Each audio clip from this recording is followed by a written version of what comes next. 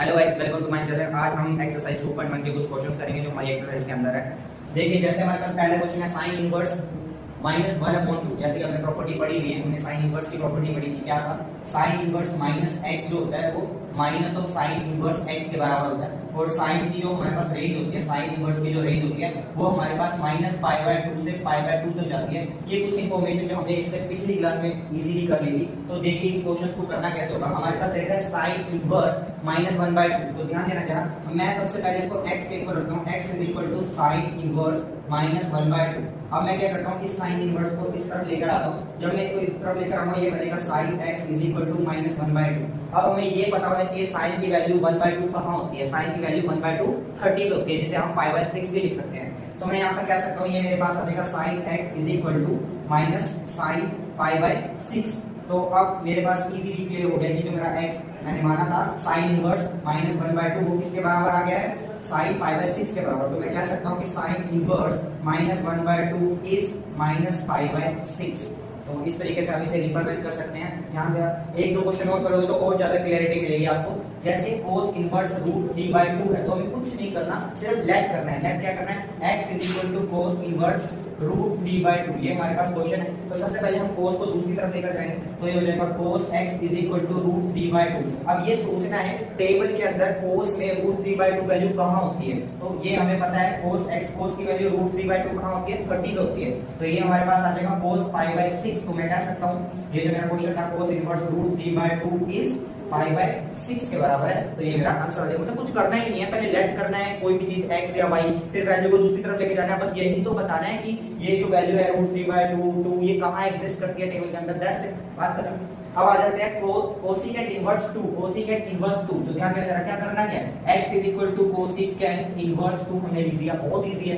फिर कोसिकेंट को इधर लेकर आएंगे तो कोसिकेंट x जो है वो 2 के बराबर है। अब बताना है कि कोसिकेंट के अंदर 2 कहां होती है, कहां एग्जिस्ट करती है, तो सबको पता है कोसिकेंट के अंदर 2 कहां एग्जिस्ट करती है। देखो, अगर आपको याद नहीं आ रहा है ना, तो कोसिकेंट होता है 1/sin।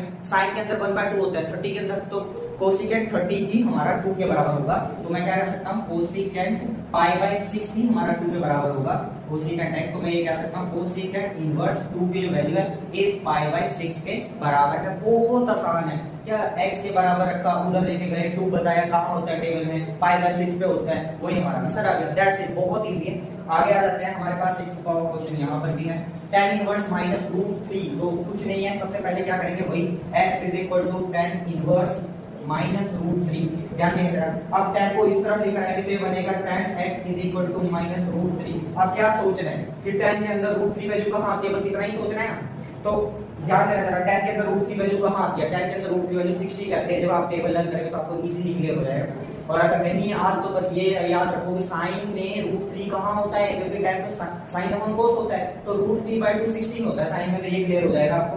तो ये हमारा आ जाएगा tan x हमारे पास -tan इस कहां पे आता है, ये 60 पे आता है, तो π/3 कहेंगे इसे। तो मैं कह दूंगा tan इनवर्स -√3 इज π/3।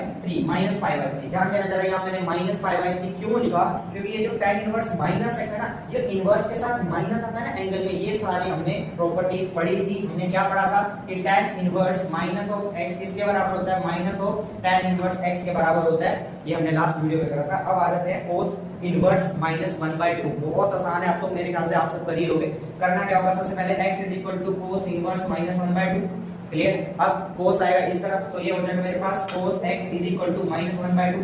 अब क्या बताना है, cos के अंदर 1/2 वैल्यू कहां एग्जिस्ट करती है, सबको पता है। sin में 1/2 30 पे होता है, तो cos में 60 पे होगा, और 60 π/3 होता है। तो यहां पर आ जाएगा cos x minus of cos inverse cos कहां पर होता है 1/2 60 पे π/3। पर अब ध्यान देना, थोड़ी सी बात ध्यान देने वाली है। यहाँ पर क्या है, ये cos इनवर्स -x है, और जो cos इनवर्स -x होता है वो किसके बराबर होता है, किसके बराबर होता है, अपना cos इनवर्स -x जो होता है pi minus cos inverse x के बराबर होता है। तो हमारी वैल्यू तो π/3 है ये, बट इसे पाई माइनस π/3 करना पड़ेगा, और हमारा रिजल्ट आ जाएगा 2π/3। हमारा रिजल्ट निकल कर आ जाएगा। मैं कह सकता हूँ cos इनवर्स -1/2 इज 2π/3 के इक्वल आ गया।